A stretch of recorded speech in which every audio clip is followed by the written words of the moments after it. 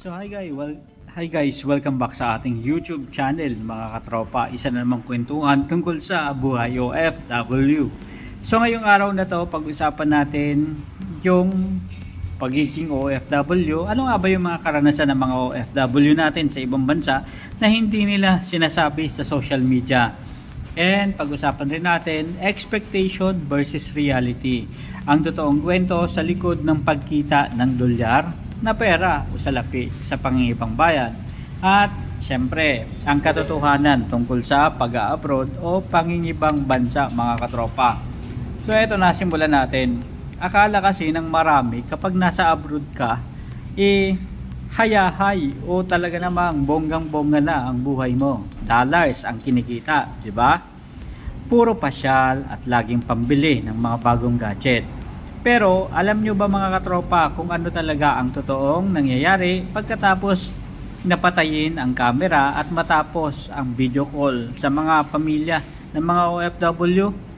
Well, sa video ito, hihimayin natin ang expectation versus reality ng buhay OFW. Kung nagplano ka pa na umalis ng bansang Pilipinas, o may mahal ka sa buhay na nasa abroad, panoorin mo ang video na to hanggang dulo dahil baka eto na ang realidad na hindi nila nakikwento sa'yo. Eto na mga katropa, ang reality kasi, ang katotohanan, ang unang kaaway mo sa pangingibang bansa ay hindi naman trabaho, kundi yung tinatawag na homesickness. Yung tipong kahit busog ka, masarap yung pagkain, pero wala ka pa ring lasa o gana na kumain. Dahil wala yung mga kasabay na pamilya mo. Maaalala mo bigla yung mga ingay ng mga kapitbahay sa Pilipinas na dating naaasar ka dahil naiingayan ka.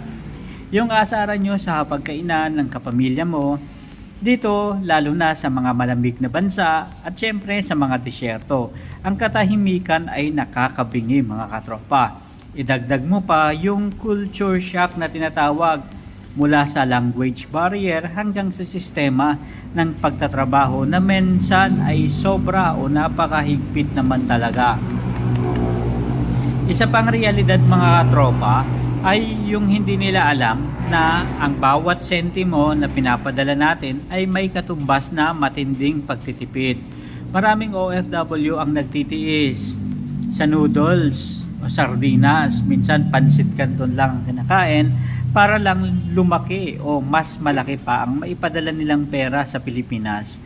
May mga silent battles kasi mga katropa na nilalabanan ng mga OFW. Yung bayad ng utang na ginagamit pang alis, and syempre yung panggasto sa renta at yung insurance na rin. Masakit yung minsan kapag hindi ka nakakapagpadala sa pamilya mo o maliit lang yung naibigay mo, parang ikaw pa ang napakasama. Ang pressure na maging provider ay isa sa pinakamabigat na pasa ng isang OFW mga katropa.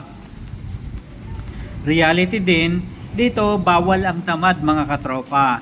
Kung sa Pilipinas pwede kang magpetiks-petiks, pero sa ibang bansa mga katropa, dito bawat minuto mo ay bayad at kailangan kang kumilos. Maraming OFW ang nagdo-double job para lang makapag-ipon ng mabilis. Yung pagod kasi na kahit minsan masama ang pakiramdam ay kailangan mo pa rin pumasok dahil manghihinayang ka mga katropa sa perang kikitain mo. Yung pag-uwi mo sa bahay, wala kang uuwian na lutong pagkain o malinis na bahay. Ikaw pa rin ang gagawa ng lahat ng gawaing bahay kahit galing ka ng mga katropa sa 12 hours na shift. Ayan. So, realidad talaga yan na talagang nararanasan ng mga OFW natin. So, tayo mga katropa, nagtrabaho tayo sa ibang bansa and naranasan natin yung mga bagay na katulad na ito. And marami talaga na mga kwento-kwento and karanasan na rin na talagang ang mga bagay na to ay isa sa mga talagang nangyayari sa mga OFW. Kapag nagpapadala tayo, nandyan yung habang nakapila is nagkukwentuhan yung mga OFW kung anong kalagayan ng mga pamilya nila sa ibang bansa. Ito na mga katropa, pero sa kabila ng lahat ng hirap ng mga ito, bakit marami pa rin mga katropa yung nananatili? Dahil sa dulo ng bawat sakripisyo, yung sabi nila, iniisip nila may bunga ang paghihirap. Nakikita nating nakapagtapos ang mga anak, pamilya ng mga OFW na ipapatayo ang mga pangarap na bahay at syempre nakakatulong sa komunidad.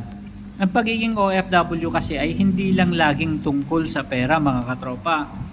Ito ay tungkol din sa katatagan ng loob at tunay na pagmamahal sa sarili nating pamilya mga katropa.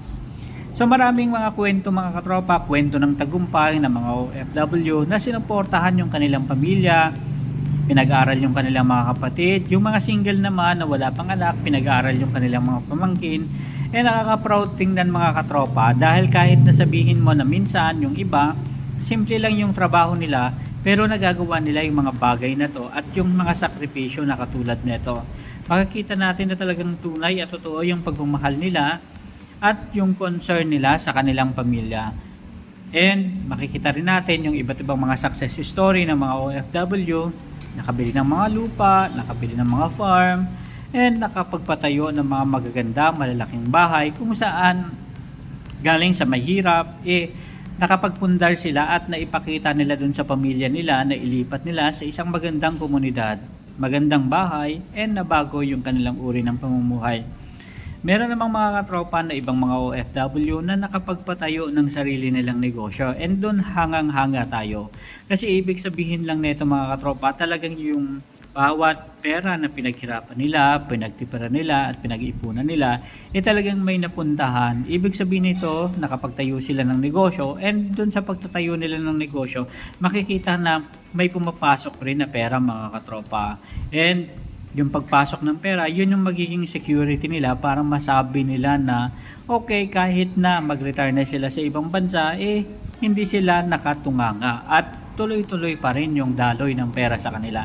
Hindi yung sa bandang huli, manghihingi lang sila ng pera sa mga kapamilya nila, naaasa na lang. And sa bandang huli, sila pa yung masisisi dahil konti lang yung binigay nila o talagang wala na silang mahugot at mabunot, maibigay para sa kanilang mga mahal sa buhay mga katropa.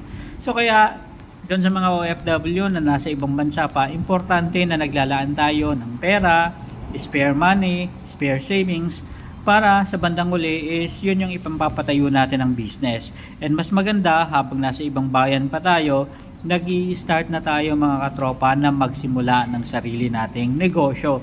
Para kung sakaling mag-decide tayo at magkaroon ng mga uncertainties tulad ng giyera, biglang natanggal sa trabaho, hindi tayo mawiwindang dahil mayroon na tayong sariling mga negosyo sa Pilipinas. So kayo, mga katropa, ano ba ang pinakamahirap na nararanasan nyo bilang isang OFW o bilang pamilya ng mga OFW? Comment nyo naman sa baba para mapag-usapan natin. And kung nagustuhan nyo ang video na to, huwag kalimutang i-like and i-share para sa mas marami pa tayong mapagbigyan ng mga inspirasyon. Mag-subscribe na rin tayo para sa mga susunod nating OFW tips and stories. Hanggang sa muli po, maraming salamat. Ito si Kabady Moko, basta buhay OFW, dito na kayo tumutok araw-araw. Hanggang sa muli, maraming salamat. Paalam.